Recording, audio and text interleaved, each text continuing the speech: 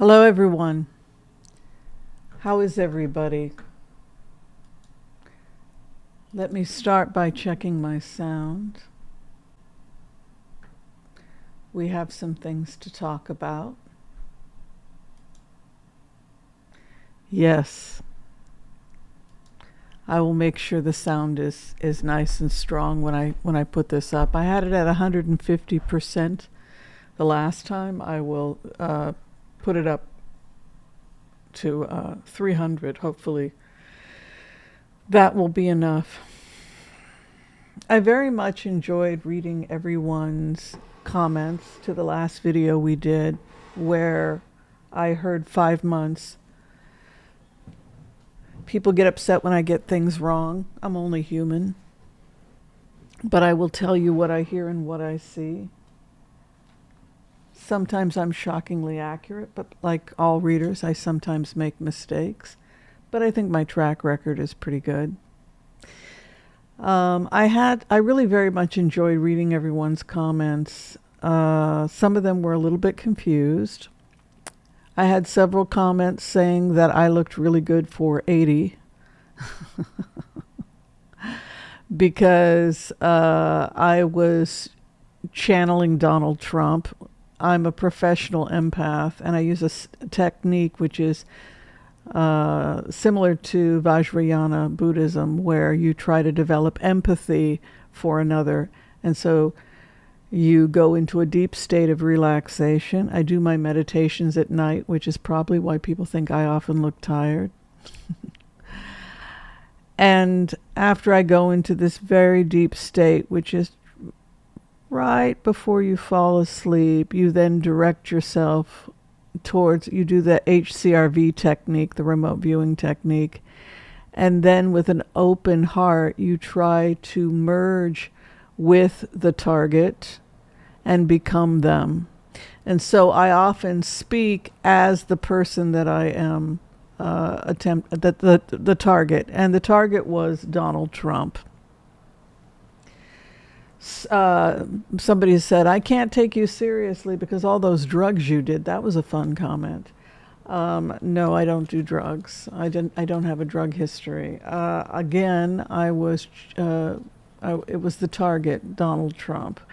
And that's just life in casinos. I worked in a casino for a couple of years, and we had to cash out our tills, make sure our till was balanced, and then we would send it to the manager's office. And then the manager would count all the tills and say, you're short, all that stuff. And if the club or the place closed, if our shift ended at 2 a.m., we sometimes didn't get out of there until like 3:30 in the morning because of till counting and cleanup, etc. So evidently there was drug use. I mean, I didn't partake. I just drank coffee.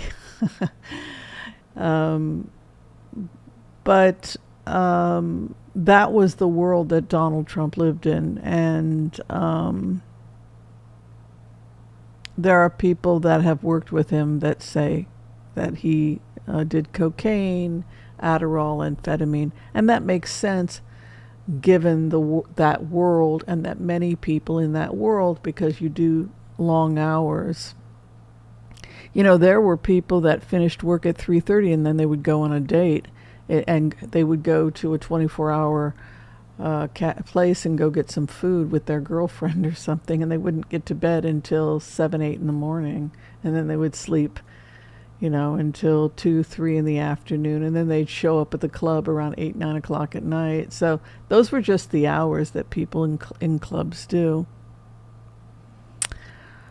So that, I just wanted to clarify that for people that were confused from the last video who are new to this channel.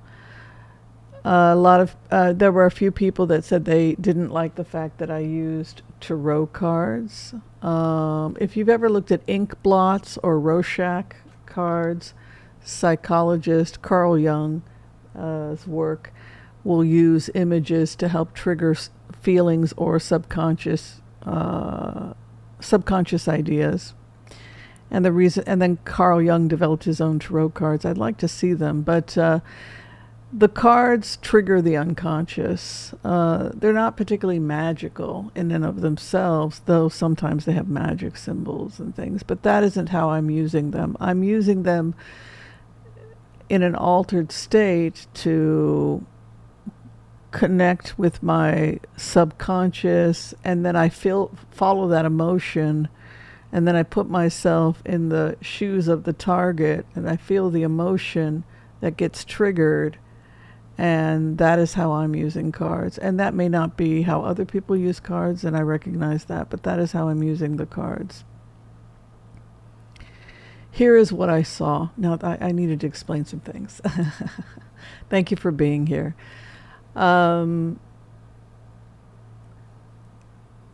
back into my feelings tonight when I became Donald Trump, when I put myself in the shoes of being Donald Trump, I felt like I was being abandoned.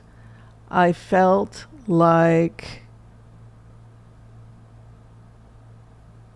I have nobody to protect me. I felt like my own cabinet is ignoring me. I felt like I'm here on my own since this Epstein thing broke. And I felt as Donald Trump that the ghost of Epstein was haunting me, as if his face was laughing, as if I could see him laughing at me from the grave, as if the ghost of this man is still haunting me and my association with him. And this put me in a feeling as Donald Trump that I had no control over this thing. The ghost of my past are haunting me. And it's a scary feeling. And perhaps I am, as Donald Trump, recognizing my mortality, recognizing that I am going to die, recognizing that I am getting older and weaker. And now, all the things I lied about, all the things I denied, all of the things that I discarded, the people I discarded, the lies I told, the bad things I did, they're haunting me. I felt as Donald Trump haunted. And the only way that I can deal with this is by getting rid of anybody that threatens me. And I feel like I've lost my power. I've lost my power to scare people. I don't know. I feel like why aren't people taking me seriously? My own cabinet isn't taking me seriously. And so I find myself wanting to just randomly fire people. I'm curious to look at Trump's cabinet, and you wonder just who is he going to be getting rid of? Starting with the Attorney General, Pam Bondi, House Speaker, he must be unbelievably naive, Johnson, if he thinks that Trump is innocent. Doesn't he read the news?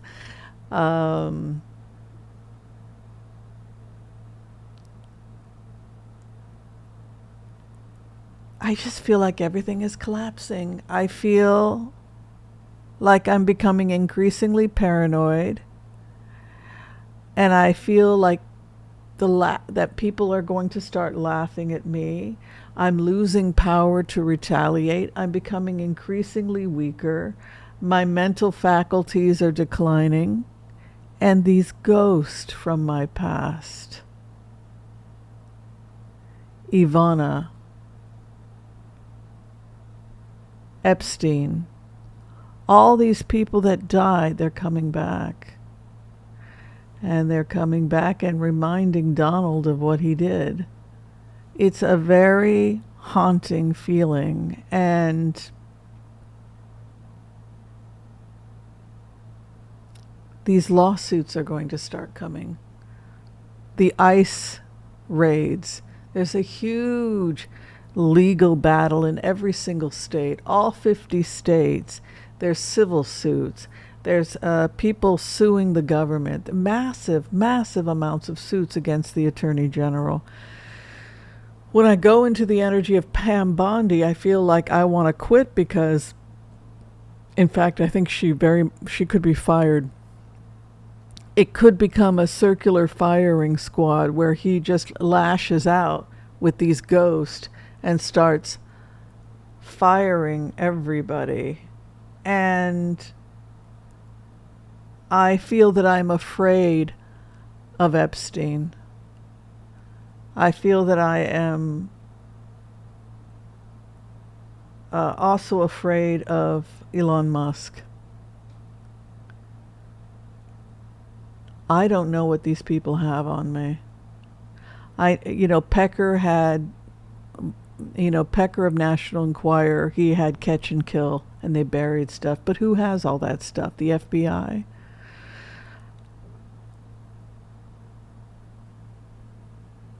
You hear about countries that have unstable democracies, and everybody is bought and paid for. The police take a bribe, the politicians take a bribe, everybody takes a bribe, everybody can be bought and sold. There's no loyalty to the state. There's no patriotism. It's just anything for a price, including information, including people inside the FBI that might have access to Epstein's secret tapes because he was filming everything. And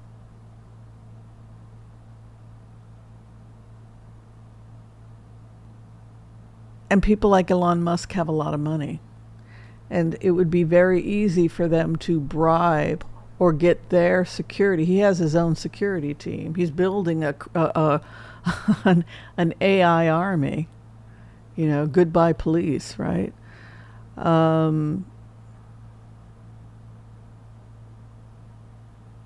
I feel really scared as Trump. In terms of his relationship with Putin, I feel like I'm ready to take him out, which goes back to kind of how we had predicted that was going to happen, that they were going to march on Moscow. Now he's openly telling Zelensky to bomb the crap out of Moscow and giving him 10 billion worth of weapons to bomb Moscow, take out Moscow.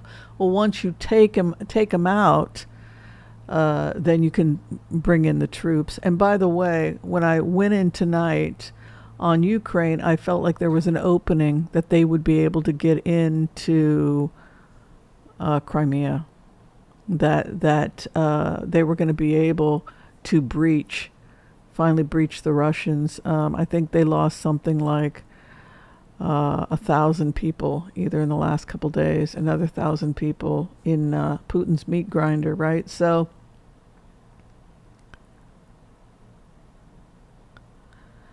I'm feeling like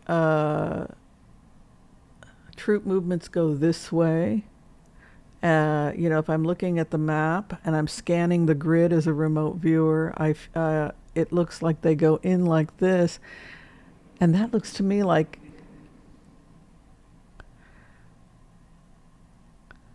where the heck is that? I'm sorry, I'm going to have to open a map.